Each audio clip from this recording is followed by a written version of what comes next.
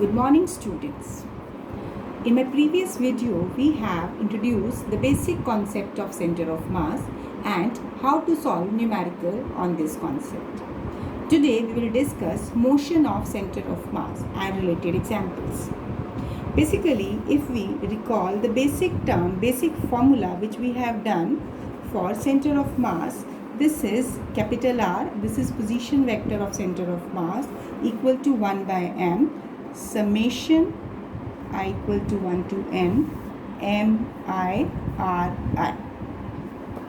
That means position vector of center of mass is equal to sum of product of masses of individual particle with position vector divided by total mass of the system. In short, we can write in this form. Now, here if we will cross multiply this total mass of the system with this R, we are rearranging it, we are getting mr equal to summation I is equal to 1 to n mi r I. Now, as center of mass is a point where we assume entire mass of a body is supposed to be concentrated, but it's not necessary that actually the mass may be present. We have already discussed this point in my earlier videos. So now here what we are doing here, we will simply obtain mathematical expression to explain these concepts. So first of all we will differentiate on both the sides. This differentiation will be with respect to time. So mass is a constant, differentiation will be of position vector. This is, I am representing it by vector sign because this is a vector quantity.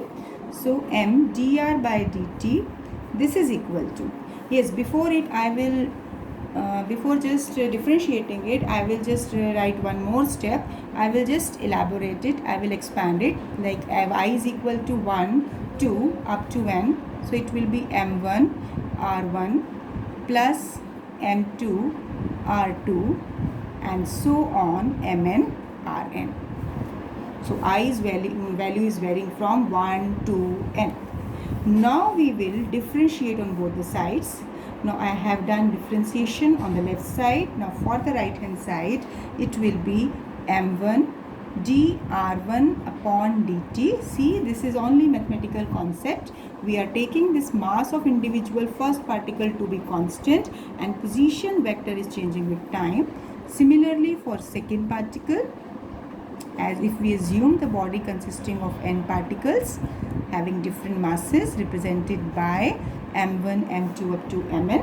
So what we have done, just we have differentiated this step. So we are getting this one. Now see, what does this vector represent? dr by dt, rate of change of position. Yes, this is velocity. So it will be, because r is a position vector of center of mass, so this step it will give you velocity of center of mass. So I will get here m into v. Similarly, on the right hand side, for each individual particle, this will be m1 v1 plus m2 v2 up to mn vn. You can just see here this term taken as the m into v. What does this term represent? This is treated as a momentum. So total momentum, linear momentum of a system is equal to sum of individual momentums, sum of momentum of each particle. Now again I will differentiate this expression. Let I will take this expression as 1. So differentiate equation 1 with respect to time. Again we will differentiate it with respect to time. So again we will differentiate this velocity because mass is fixed. So it is m dv by dt. This is m1 dv1 by dt plus m2 dv2 by dt.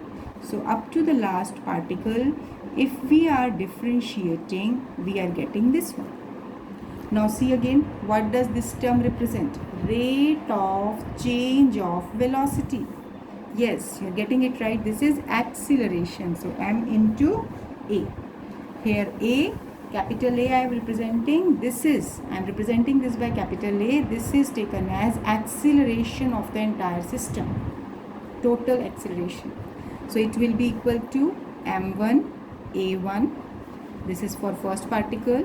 Similarly for second particle, m2 v2, and up to nth particle mn en. So now you can see this expression, this mass into acceleration. What does this represent? This is force. So I am representing it as force, total external force on any system. This is m into a. I think this is capital M, not small m. This will be equal to, this is m1 into a1. This all is small m1 because mass of first particle. So this is the force acting on first particle. This is the force acting on second particle. Similarly, this will be the force acting on last particle, nth particle. So I will take it as F1 plus F2 up to Fn. So it means total force acting on a system consisting of n particle is equal to vector sum of forces acting on individual particles. So it means total mass of a system of particle, this total mass of a system of particle multiplied by acceleration of its center of mass, which I am taking that acceleration of the complete system or acceleration of its center of mass, it is equal to vector sum of all the forces acting on system of particle. बेटा अगर हम इस term को ध्यान से देखें तो simple हम कह रहे हैं कि हम जिस पॉइंट पर सिस्टम का सेंटर ऑफ मास एज्यूम करते हैं, तो अगर उस पॉइंट पर जितना फोर्स लग रहा है, जिसको मैंने रिप्रेजेंट किया है product of mass and acceleration of its centre of मास, यानी टोटल फोर्स अगर हम सेंटर ऑफ मास पे अप्लाई कर रहे हैं वो किसके इक्वल है? That is equal to individual forces acting on the particles, their sum, यानी total force is equal to sum of all the forces acting on all individual particles. So this vector sum of all external forces acting on the particle, this is the total, we can take it as external force. So now if we will come to the basic concept of center of mass, that center of mass of a system of particle move as if entire mass of the system were concentrated at the center of mass and all external forces were applied on that mass. यानी simple terms में हम कहें कि actually किसी भी system में centre of मास हम एक ऐसा पॉइंट एज्यूम करते हैं कि जहाँ पर हम उस पूरे सिस्टम का टोटल मास एज्यूम करते हैं. ये ज़रूरी नहीं है कि एक्चुअली फिजिकली वह मास प्रेजेंट हो. जैसे रिंग के केस में हम उसका मास कंसीडर करते हैं कि हाँ एज्यूम करते हैं कि इसका ज्योमेट्रिकल सेंटर है, लेकिन रिंग के केस में सेंटर पे कोई भी मास नहीं है, फिर भी हम उसका ज्योमेट्रिकल सेंटर करते हैं. जबकि डिस्क के केस में या कोई भी सॉलिड फिगर के केस में वहाँ मास प्रेजेंट होता है. तो बेसिक कॉन्सेप्ट हम क्या कह रहे हैं कि सेंटर ऑफ मास एक ऐसा पॉइंट हो गया जहाँ पर हम उस पूरे सिस्टम का मास एज्यूम करते हैं कॉन्सेंट्रेटेड है. अब अगर इस पूरी बॉडी पर अलग अलग पॉइंट पर हम फोर्स लगाएं या कंबाइंड फोर्स हम इस सेंटर ऑफ मास पर लगाएं तो सेम इफेक्ट ही प्रोड्यूस होता है जो हम सेंटर ऑफ मास की बेसिक डेफिनेशन पे कहते हैं.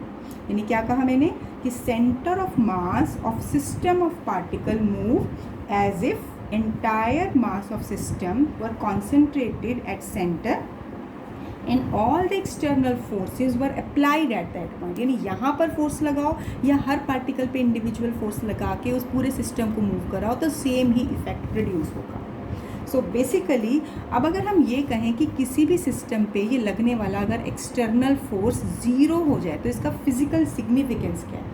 अगर सिस्टम पर लगने वाला एक्सटर्नल फोर्स ज़ीरो हो गया, इसका मतलब m इंटू ए ये ज़ीरो हो गया. तो इसका इंडिविजुअली मतलब क्या होगा कि अगर मास तो बॉडी का ज़ीरो होगा नहीं, इसका मतलब ए एक्सेलरेशन ज़ीरो होगा क्योंकि सिस्टम में कोई पार्टिकल है तो टोटल मास एग्जिस्ट करेगा. इसका मतलब ये नहीं हुआ कि बेसिकली कि जो इंडिविजुअल एक्सेलरेशन है वो आपके ज़ीरो कभी भी नहीं होंगे.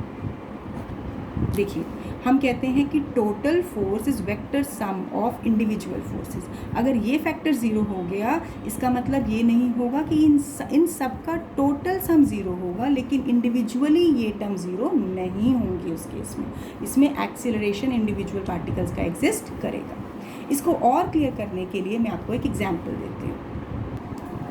देखिए जैसे अगर हम ये कहते हैं कि मान लो हमारे पास एक इलेक्ट्रॉन है, right? I'm assuming it to be an electron, and like this is a positive charge, suppose proton, or one negative charged atom, another positive charged atom, you can take like this.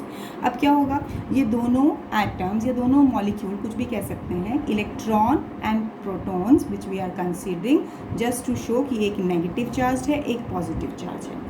अब होगा क्या, इसके ऊपर कोई external force नहीं लग रहा, तो क्योंकि इसकी पोलैरिटी नेगेटिव है और इसकी पोलैरिटी पॉजिटिव है, तो क्या होगा, इनके बीच में एक इंटरनल फोर्स डेवलप होगा. अब ये इंटरनल फोर्स की वजह से ये एक दूसरे को अट्रैक्ट करेंगे, अट्रैक्टिव फोर्स वर्क करेगा इसके लिए. लेकिन अगर हम सिस्टम पे देखें कि इस पर लगने वाला एक्सटर्नल फोर्स 0 है, तो इसका मतलब F1 plus F2 this is equal to 0, यानी total external force is not acting on the system. So it means that F1 is equal to minus of F2. It doesn't mean कि F1 भी 0 है और F2 भी 0 है. इसका मतलब ये हो गया कि F1 यानी एक फर्स्ट पार्टिकल दूसरे पार्टिकल पर जितना फोर्स लगा रहा है, या सेकेंड पार्टिकल फर्स्ट पार्टिकल पे जितना फोर्स लगा रहा है, उनका मैग्नीट्यूड इक्वल है लेकिन डायरेक्शन अपोजिट है. ये इलेक्ट्रॉन है, ये इस प्रोटॉन को अपनी तरफ अट्रैक्ट करेगा, तो इस फोर्स की डायरेक्शन इस तरफ हो गई. इसी तरीके से ये प्रोटॉन इस इलेक्ट्रॉन को राइट साइड में अट्रैक्ट करेगा, ऑपोजिट साइड में. तो यानी दोनों एक दूसरे के ऊपर फोर्स तो सेम ही लगाएंगे, पर दोनों की डायरेक्शन रिवर्स होगी. तो इसका मतलब ये बिल्कुल भी नहीं हुआ कि फोर्सेस के इंडिविजुअल मैग्नीट्यूड 0 हो गए. This will not be equal to 0, but this will be equal in magnitude and opposite in direction. So basically जो हमने यहाँ पर motion of centre of mass में एक मैथमेटिकल इक्वेशन दी है, उससे हमने सिर्फ 2 कंक्लूजन लिए हैं कि सिस्टम, किसी भी सिस्टम पे जब हम फोर्स लगा रहे हैं तो वही इफेक्ट देंगे, या तो हम पूरे सिस्टम के इंडिविजुअल पार्टिकल्स पे लगाएं या फिर उसके सेंटर ऑफ मास पर लगाएं. Now after this, next we will discuss linear momentum of system of particles. Although it is not new concept, we have already used this concept in the previous derivation, previous explanation part. Now again we are considering a system of particles, a system consisting of individual particles m1, m2 up to mn. These are moving with individual velocities v1, v2 up to vn. तो अगर हम ये कहें कि एक system में n particles है जिनकी वेलोसिटीज़ भी आपको गिवन है, तो बेसिकली हर इंडिविजुअल पार्टिकल का मोमेंटम होगा, लीनियर मोमेंटम होगा. तो linear momentum of first particle होगा m1 v1, सेकेंड पार्टिकल का होगा m2 v2, ऐसे ही nth पार्टिकल का होगा mn vn. ठीक है. तो अब अगर हम ये कहें कि पूरा सिस्टम में जब हर अलग पार्टिकल का अलग अलग लीनियर मोमेंटम है, तो for a system of n particle total momentum क्या हो जाएगा, total momentum is p. This will be equal, yes, linear momentum को हम स्मॉल p सिंबल से डिनोट करते हैं. This is symbolic representation, p1 plus p2 up to pn. अब अगर हम इसमें वैल्यूज पुट करें m1 v1 plus m2 v2 up to mn vn, and combined momentum पूरे सिस्टम का हो जाएगा. This will be equal to m into v. m is the mass of the system, total mass, and v is the velocity of center of mass, right? So md comes out to be sum of individual momentum of the particles. अब अगर इस step के बाद, now if we will differentiate it on both the sides, so again we will differentiate it, velocity vector will be differentiated here. So you can see here each individual factor where velocity is differentiated with respect to time. Now this dv by dt is acceleration. I am representing it by capital A. This is m1 e1 plus m2 a2 and so on, right? So basically this ma is external force. So now if we are taking for any isolated system क्या होता है, एक ऐसा system जो कि external forces से free होता है. What is an isolated system? A system which is free from the effect of external forces. It means F external is 0. Now when it is 0, now you can see if I am taking this external force to be 0, it means m into a to be 0. So a, which I have written as, this can be taken to be 0. So system में मास तो 0 होगा नहीं, तो क्या 0 होगा, dv by dt, this will be 0. अब यहाँ ध्यान से देखिए, यहाँ डिफ्रेंसिएशन का एक रिजल्ट यूज़ होगा, derivation of velocity with respect to time is 0. इसका मतलब अगर किसी टर्म का डिफ्रेंसिएशन 0 होता है तो उसका मतलब वो टर्म अपने आप में क्या होती है, कांस्टेंट. तो वेलोसिटी यहाँ पर क्या हो जाएगी, कांस्टेंट. ये भी एक इम्पॉर्टेंट रिजल्ट हमारे पास आ रहा है. अगर आपको यहाँ कन्फ्यूज़न है तो एक बार डिफ्रेंसिएशन के रिजल्ट देखिए, जिसमें हम कहते हैं कि अगर हमें किसी न्यूमेरिकल वैल्यू, किसी कांस्टेंट फैक्टर को डिफ्रेंशिएट करना है तो उसका रिजल्ट होता है 0. इसका मतलब अगर किसी भी फैक्टर में डिफ्रेंशिएशन करने के बाद रिजल्ट 0 है तो हम कौन सी क्वांटिटी ले रहे हैं, constant quantity. It means velocity will be a constant. Now what does it mean, what is the significance of it. See, अगर हम ये कहते हैं कि मान लो if body is initially at rest, right, अगर इनिशियली रेस्ट पर है तो उस कॉन्टीन्यूसली उसकी वेलोसिटी 0 ही रहेगी, क्योंकि वो हमेशा रेस्ट पर ही होगा. लेकिन अगर कोई बॉडी किसी कांस्टेंट स्पीड से मूव कर रही है तो उसकी क्या होगा, उस केस में अपनी इनिशियल स्पीड को वो मेंटेन करेगा. It means velocity of centre of mass remain constant when total external force acting on a system is 0. It means if no external force is acting on a system, it means if the body is at rest, it will continue to be at rest. If the body is moving with certain velocity, it will continue to move with the same velocity. So I hope this is a basic concept we have introduced in terms of linear momentum and motion of center of mass. Now after this we will discuss few examples of motion of center of mass. So now here let me discuss examples of motion of center of mass.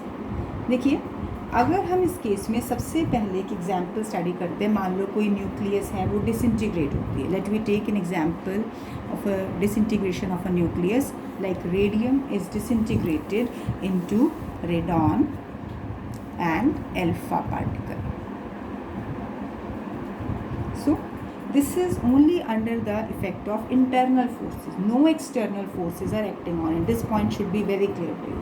When this radium disintegrated into the nuclei, in that particular case, this is only under the influence of internal forces. No external forces acting. अब देखिए, हम इसमें क्या कहेंगे कि अगर ये जो न्यूक्लियाई इनिशियली अगर रेस्ट पर है तो प्रोडक्ट ऑफ डिके, अब यहाँ इस केस में यानी डिसइंटीग्रेशन होने के बाद ये प्रोडक्ट यानी ये डॉटर न्यूक्लियाई जो प्रोड्यूस हुई है, that will move back and forth. It means they will move in such a way that centre of mass will remain to be at rest. What does it mean कि मान लो ये nuclei है, parent nuclei radium की nuclei है. अब यहाँ से आपके पास न्यूक्लियाई बन गई, nuclei 1, nuclei 2, this is of radon, this is of alpha particle. तो इनका मोशन इस तरीके से होगा ताकि एक्चुअली इसका सेंटर ऑफ मास रेस्ट पर है. देखिए, सेंटर ऑफ मास से कंफ्यूज नहीं करना है. सेंटर ऑफ मास उस सिस्टम का ही पार्ट है. अगर ये सिस्टम, ये radium nucleus initially at rest पर है तो हम कहेंगे इनिशियली इसका सेंटर ऑफ मास भी रेस्ट पर है. अब सबसे इम्पॉर्टेंट पॉइंट जो आपको समझना है कि डिसइंटीग्रेशन के बाद इन दोनों का सिस्टम का कंबाइंड जो सेंटर ऑफ मास है वो भी रेस्ट पर ही रहेगा. वो रेस्ट पर कैसे रहेगा कि ये दोनों न्यूक्लियाई बैक एंड फोर्थ यानी इस तरीके से मूव करेंगी कि अल्टीमेटली यानी अगर इसने मोमेंटम इस डायरेक्शन में गेन किया तो सेकेंड पार्टिकल ने मोमेंटम फॉरवर्ड डायरेक्शन में गेन किया, ताकि उनका वेक्टर सम 0 हो जाए. व्हाट डज इट मीन, इसका मतलब ये रहेगा कि सेंटर ऑफ मास फिर रेस्ट पर ही रहेगा. सो अगर इनिशियल न्यूक्लियाई रेस्ट पर है तो ये दोनों न्यूक्लियाई ऑपोजिट डायरेक्शन में मूव करेंगी और उन दोनों का वेक्टर सम 0. जैसे हम कहें कि मान लो mv equal to m1v1 plus m2v2, यानी सिस्टम अगर ये रेस्ट पर है तो इन दोनों का मोमेंटम क्या हो जाएगा, m1v1 plus m2v2 equal to 0. क्योंकि ये रेस्ट पर है ना तो वेलोसिटी 0 है इनिशियली, तो उस केस में m1v1 will be equal to minus m2v2. इसका मतलब फर्स्ट न्यूक्लियस ने मोमेंटम गेन किया अगर लेफ्ट डायरेक्शन में तो सेकेंड न्यूक्लियस ने गेन किया राइट में. राइट में क्यों? क्योंकि ये नेगेटिव साइन है। मोमेंटम दोनों का इक्वल है लेकिन they are moving in the opposite direction. अगर हम ये कह दें कि पेरेंट न्यूक्लियाई मोशन में है, मान लो if the nuclei is moving along a straight line with some velocity, तो अब उस केस में जो इसके प्रोडक्ट जो भी डॉटर न्यूक्लियाई बनेंगे वो प्रोडक्ट जिस तरीके से भी मूव करें, जिस डायरेक्शन में भी जाएं, लेकिन कंडीशन क्या होगी कि इन दोनों का कंबाइंड सेंटर ऑफ मास इसी डायरेक्शन में इसी स्पीड से मूव करेगा। यानी if the nucleus is initially moving along a straight line with some velocity, so these two products move in different direction in such a manner that keeping center of mass to continue to move with the same speed. It will not be just you can say disturbed. Its velocity will continue to move in the same direction. बेटा इस case में don't get confuse. आपको ये लग रहा होगा कि अगर न्यूक्लियाई का एक पार्ट यहाँ चला गया, एक पार्ट यहाँ चला गया, तो यहाँ तो कुछ बचा नहीं। सेंटर ऑफ मास उन दोनों के सिस्टम का एक मीडियम, एक इमेजिनरी पॉइंट है जिसको हम ये एज्यूम कर रहे हैं कि सेंटर ऑफ मास उन दोनों के सिस्टम में कहीं उन दोनों के बीच में ही लाई करेगा, चाहे पार्टिकल सेपरेट हो गए तो सेंटर ऑफ मास उसी डायरेक्शन को मेंटेन करेगा। Now after this, to get more clarity, let me take few more examples. Now next, it's very important example of motion of center of mass. This is earth moon system. सबसे पहले imagine कीजिए, सबको मालूम है कि sun is a star around which all the planets revolve. अब अगर हम ये assume करें कि मान लो this is the position of sun and now around it Earth is revolving in its orbit, its planet. Earth is its planet and it is moving in its elliptical orbit. Sun at one of its focus point. अब देखिए, अब हमें और थोड़ा ध्यान से देखना है क्योंकि हमने इसमें अर्थ के साथ साथ मून को भी कंसीडर करना है एक सिस्टम की तरह। अब अगर हम ये कह रहे हैं कि अर्थ इधर मूव कर रही है तो अब हम उसी सिस्टम को ध्यान से देखिए। जब अर्थ मूव कर रही है तो बेटा अर्थ के अराउंड मून भी तो मूव कर रहा है। तो अगर मैं ये कहती हूँ कि मान लो इस पर्टिकुलर पॉइंट पर, जैसे ये लगाइए कि हमारी ये अर्थ की पोजीशन है, ठीक है, अर्थ अपनी एक्सिस पे भी मूव करती है और इस तरह से इलेक्ट्रिकल पाथ में भी मूव करती है। अब इस अर्थ के अबाउट मून जो इसका सैटेलाइट है वो मूव करेगा, तो वो कहाँ मूव करेगा? वो इसके अराउंड मूव करेगा। यानी अगर ये अर्थ की पोजीशन है तो मून कहीं यहाँ पर इसके अराउंड इस तरीके से मूव कर रहा है। तो मून की पोजीशन कहीं भी हो सकती है, आप कह सकते हो यहाँ भी हो सकती है, यहाँ भी हो सकती है, क्योंकि वो तो कॉन्टिन्यूसली मूव कर रहा है। अब हमें क्या चीज़ समझनी है? हमें बेसिकली इसके सेंटर ऑफ मास को समझना है। हमें ये देखना है कि अगर अर्थ सन के अराउंड मूव कर रही है तो करस्पॉन्डिंगली ये अर्थ एंड मून, ये पूरा सिस्टम भी इस सन के अराउंड मूव कर रहा है along this elliptical orbit. Now here you can see, just focus only on earth and moon. You can see here now in earth and moon they are exerting gravitational force of attraction on each other. भाई moon earth के around कैसे move कर पा रहा है? क्योंकि इसके ऊपर इसका ग्रेविटेशनल फोर्स है और ये फोर्स जो इन दोनों के बीच में है, अर्थ और मून के बीच में, ये इनका इंटरनल फोर्स है। ये कोई बाहर वाला फोर्स तो है नहीं। आप अर्थ का केस एज्यूम कीजिए, आपने ग्रेविटेशन चैप्टर पढ़ा है 9th क्लास में। हम क्या कहते हैं कि moon revolve around earth due to gravitational force of attraction. तो इन दोनों के बीच में एक अट्रैक्शन फोर्स है, तो वो फोर्स ऑफ अट्रैक्शन एक इंटरनल फोर्स हुआ इस पूरे सिस्टम के लिए। तो बेटा ध्यान से देखिए, अब अर्थ मून सिस्टम को हम एक सिस्टम की तरह लेते हैं, यानी एक ऐसा सिस्टम जिसमें दो पार्टिकल्स हैं, जिसमें एक पार्टिकल अर्थ है और दूसरा पार्टिकल मून है, जबकि दोनों ही एक कॉमन सेंटर के अबाउट मूव करेंगे।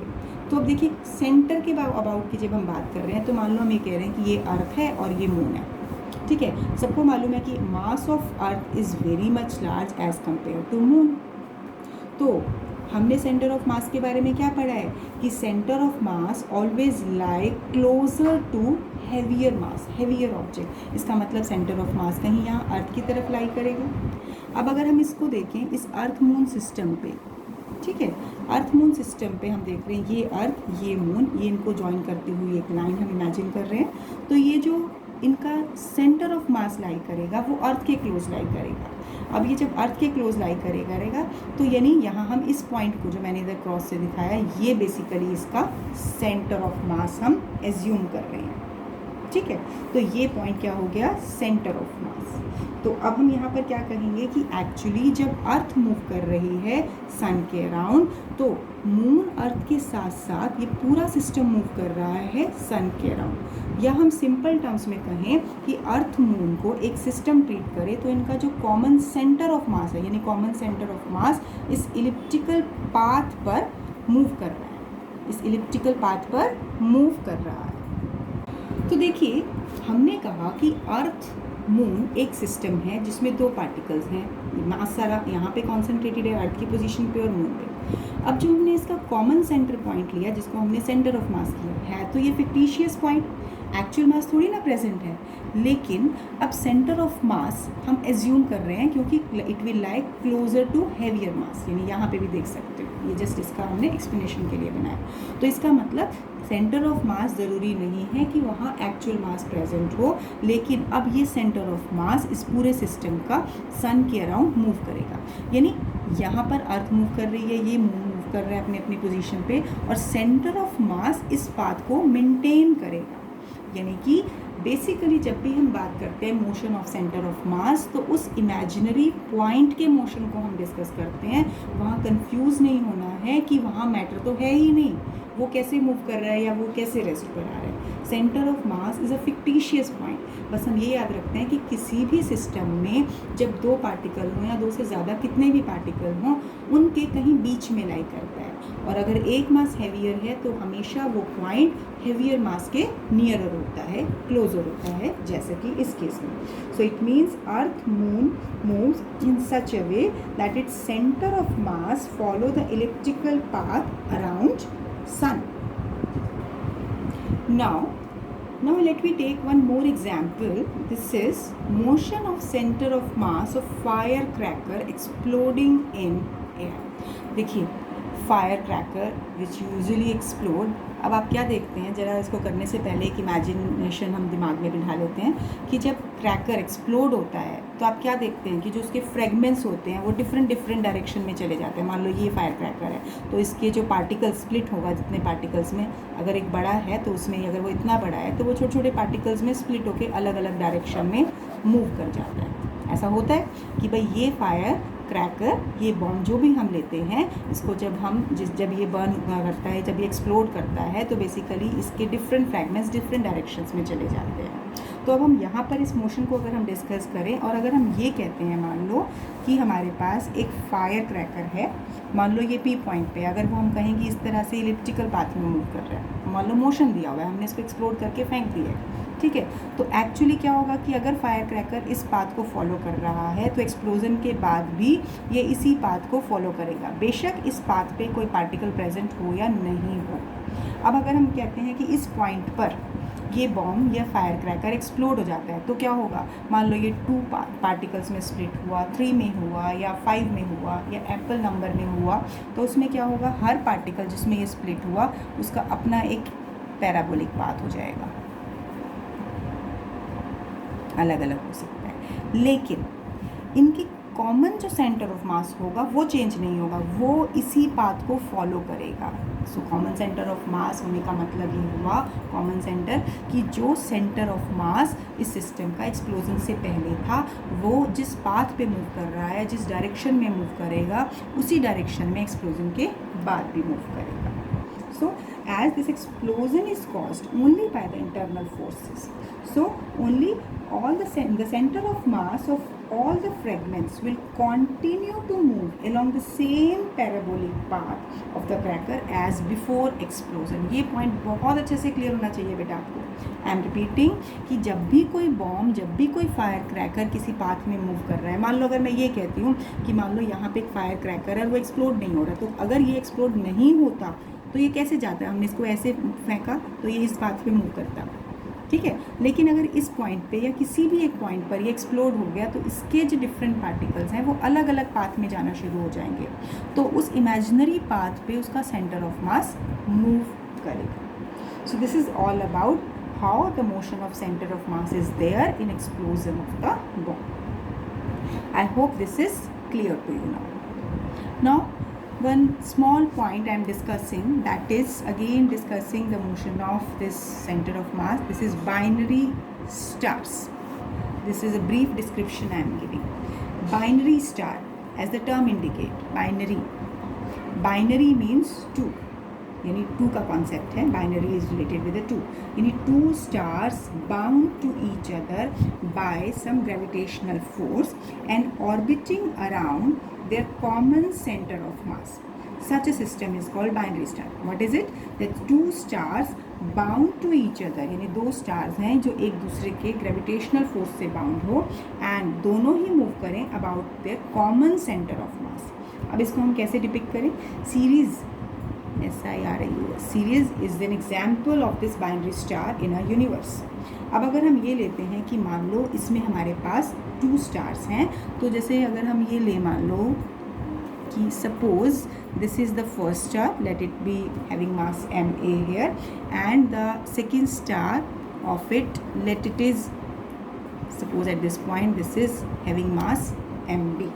Suppose A and B are the two stars of this binary star series, and out of which two are at this position.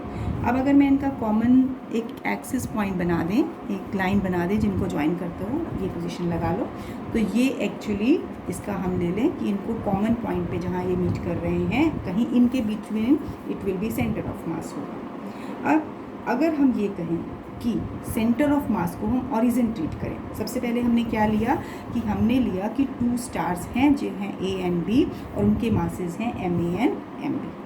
इस पॉइंट को मान लो हम ये लेके चलते हैं कि ये इसका सेंटर ऑफ मास है, जिसको मैं ऑरिजिन भी ले लेती हूँ. ऑरिजिन क्यों ले रही हूँ? ताकि इस ऑरिजिन के विद रिस्पेक्ट में हम इनकी पोजीशन को मेज़र कर पाएँ. तो ये हो जाए ये पोजीशन वेक्टर R1 और ये पोजीशन वेक्टर R2, यानी इस ऑरिजिन O के विद रिस्पेक्ट में ये डिस्टेंस मेजरमेंट का हो गया R1 और ये हो गया R2. ठीक है, यानी ये पोजीशन वेक्टर हो गया. अब अगर हम कहते हैं कि सेंटर ऑफ मास की पोजीशन, जो बेसिक फार्मूला हमने सेंटर ऑफ मास से लिया था, क्या कहते थे? Ma into R1 plus MB into R2 divide by ME plus MB. तो बेसिक फार्मूला है सेंटर ऑफ मास का. अगर हम ये कह रहे हैं कि इस पूरे सिस्टम का सेंटर ऑफ मास कहाँ लाई कर रहा है? ऑरिजिन पे, तो ये वैल्यू क्या हो जाएगी? ज़ीरो हो जाएगी ना, क्योंकि position vector of centre of mass with respect to origin is not existing, यानी वो मेजरमेंट तो ज़ीरो हो गया. तो ये हमने लिया ज़ीरो. तो अब हम किसको ज़ीरो ले रहे हैं? Position vector of centre of mass. तो देखिए what should we do in the next step. अब जब हम इसे पिछले वाले स्टेप में R सेंटर ऑफ मास को ज़ीरो रख रहे हैं, तो Ma R1 plus MB R2 divide by Ma plus MB. तो मैथमेटिकली इसे सॉल्व कीजिए. ये फैक्टर इधर क्रॉस मल्टीप्लाई होके ज़ीरो हो गया. Ma R1 plus MB R2 equal to zero. So Ma R1 equal to minus MB R2 means Ma upon MB equal to minus R2 upon R1. तो यहाँ से हम देख सकते हैं कि जिसका मास हैवियर होगा उसके कॉरस्पॉन्डिंग डिस्टेंस कम हो जाएगा. So this is just a basic result that we have obtained on the basis of the positions of these two stars of the binary star. So इसमें नया कुछ नहीं है. इसमें सिंपल हमने ये लिया है कि बाइनरी स्टार यानी पूरा सिस्टम जब मूव कर रहा है, इस बाइनरी स्टार में जब आप देख रहे हैं कि इसमें दो स्टार्स हैं, वो सेंटर ऑफ मास के अबाउट ऑपोजिट पोजीशंस पर हैं, यानी टू स्टार्स, इन दोनों का अपना एक ग्रेविटेशनल फोर्स है जिसकी वजह से ये बाउंड हैं और अपने कॉमन सेंटर ऑफ मास के अबाउट मूव कर रहे हैं. तो अगर हम इनकी पोजीशंस को हम डिस्कस कर रहे हैं तो करस्पॉन्डिंगली कि इस पोजीशन सेंटर ऑफ मास की दिस पोजीशन वेक्टर R1 या R2 कहाँ होगा, it will like closer to Ma और MB. ये डिपेंड किस पर करेगा कि कौन सा मास हैवियर है. हाँ, अगर दोनों मासेस आइडेंटिकल हो जाएंगे तो centre of mass exactly midway lie कर जाएगा. So this is all about motion of center of mass. So basically this is little bit theoretical concept. Understand it very carefully. इसमें important point है examples of motion of center of mass. कई बार इनके ऊपर note आ जाते हैं. how can you explain motion of center of mass of earth moon system, or the motion of this center of mass of firecracker. So different 3-4 examples which I have discussed. Revise it thoroughly, carefully, and repeat the video if you have any doubt, and you can ask it also if you still any doubt left with you. Now thank you, have a nice day.